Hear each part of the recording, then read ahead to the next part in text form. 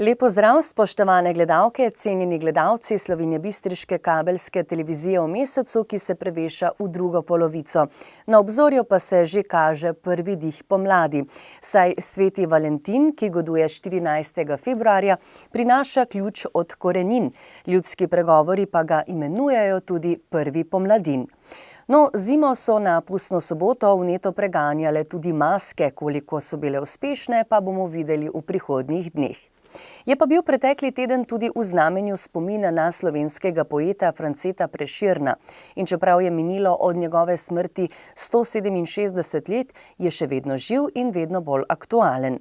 Tudi v Slovenski Bistrici smo slavnostno akademijo obeležili slovenski kulturni praznik, smo se pa s protestom uprli tudi proti onesnaževanju okolja.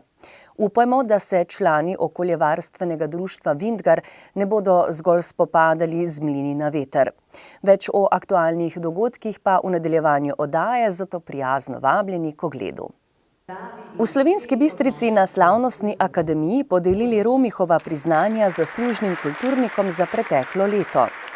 Otroci v pustnih maskah preplavili bistriške ulice. Društvo Vintgar iz Slovenske Bistrice organiziralo protestni shod zaradi neurejenega odpada kovin. Nino Celec, prejemnik 2 zlatih medalj na državnem mladinskem prvenstvu v atletiki.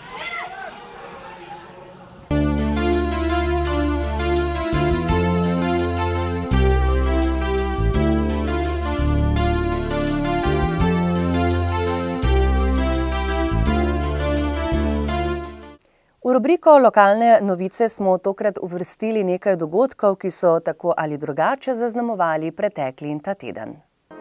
V petek 5. februarja smo tudi v Slovenski Bistrici obeležili slovenski kulturni praznik in se spomnili našega velikega poeta Franceta Prešerna, ki je umrl 8. februarja leta 1849 v Kranju. Slovenski kulturni praznik obeležujemo že od leta 1945, dela prost dan pa od leta 1991. Zveza kulturnih društev občin Makole, Poljčane in Slovenska Bistrica je vabila na slavnostno akademijo v Viteško dvorano Bistriškega gradu, kjer so vročili priznanja z področja ljubiteljske kulture za preteklo leto. Plaketo Štefana Romiha z listino sta prejela Miroslav Orešič in vokalna skupina Vivere. Priznanja pa Jernej Janžič, Drago Jovič, Milan Prelog in Uroš Robar.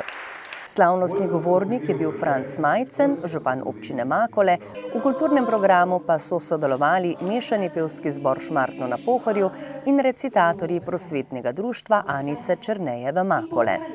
Posnetek slavnostne akademije si lahko v celoti ogledate po informativnem delu. Že tradicionalno se na pustno soboto na slovenjebistriških ulicah pojavijo živopisane pustne šeme, pod katerimi se skrivajo radovedni in veseli otroški obrazi osnovnošolcev ter otrok iz vrtca. Tudi letos je bilo tako. Lepa sončna sobota je bila kot nalašč za to, da so se uresničile otroške sanje osnovnošolcev pohorskega odreda 2. osnovne šole, Minke Namestnik in vrtca s Črešnjevca. Pridih pomladi, aktualne teme, iznajdljivost, junaki, s katerimi so se poistovetile pustne šeme, so obogatili še kurenti in godbena pihala iz Frajheima, Poljčan in Spodnje Polskave. Pa tudi gledalcev ni manjkalo, čeprav jo je veter kar pošteno zagodel. Kljub vsemu je bilo lepo, otrokom pa bo verjetno ta dan še dolgo ostal v spominu in marsikdo bo svojo pustno preobleko shranil še do naslednjega leta. Društvo Vintgar je v sredo 10. februarja izvedlo protestni shod. S shodom so opozorili na neurejeno zbirališče odpadkov v obrtno-podjetniški coni v Slovenski Bistrici, ki je v lasti podjetnika Benjamina Kropca. Kot poudarjajo v društvu Vintgar, že 6 let opozarjajo na ta problem. Zato so tudi organizirali protestni shod, katerega se je v slabem vremenu udeležila dobra desetina Bistričanov. Naši glavni očitki so to, da je ta odpad nelegalen. To je predelovalnica, sortirnica in zbiranje dejansko tega starega železja.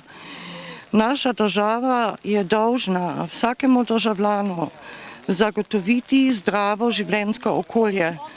Tukaj se dosežejo vrednosti v decibelih preko 100. in ljudi iz Vinarske ulice pa tja do Tuša. Včasih v poletnem času sedijo že ob 5. zjutraj v poslah, ker ne morejo več spati. Niso to samo naše trditve, da je ta podjetnik dela nelegalno, ampak to so tudi ugotovitve Inšpektorata za okolje in prostor in Ministrstva za okolje in prostor, ki pa praktično že skoraj 6 let mežikajo, gledajo skozi prste in dejansko s tem podpirajo nezakonitost. In mi želimo, da državni uradniki podpirajo nas, državljane, to je javni interes in vsak ima pravico v zdravem življenjskem okolju živeti. In to želimo doseči. Zdaj ima podjetnik dovoljenje, da do konca avgusta tega leta sprazni to področje in to prestavi na drugo lokacijo. Vemo, da je kupil neke parcele od bivšega podjetja Bigrad in bo tam, ima namero, da tam to pač nastavi. Sicer je naše mnenje od društva Vinka tudi to, da tudi to področje ni primerno za to. Ker če bo tak delal, kak je tu delal, da 2-krat na leto gori, potem bo 2-krat na leto tudi avtocesta zaprta. In to je manjše zlo še. To je samo ena zadeva.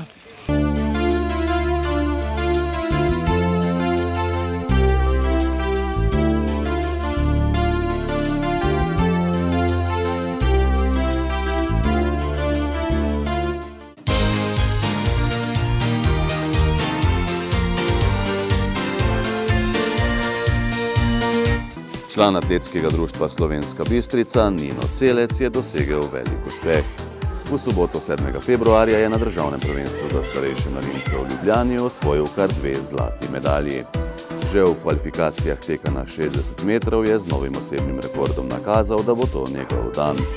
V A-finalu je nato prvič v karieri s časom 6:99 tekel pod 7 sekundami in osvojil svojo prvo zlato medaljo na prvenstvu.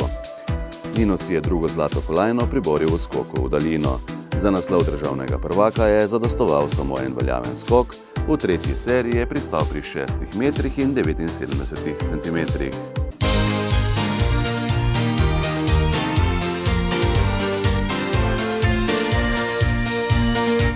Spoštovani, informativni del oddaje se je iztekel, še enkrat pa prijazno vabljeni k ogledu celotnega posnetka Slavnostne akademije ob slovenskem kulturnem prazniku, ki je bila v Slovenski Bistrici. Veliko lepih užitkov in srečno do prihodnjega tedna.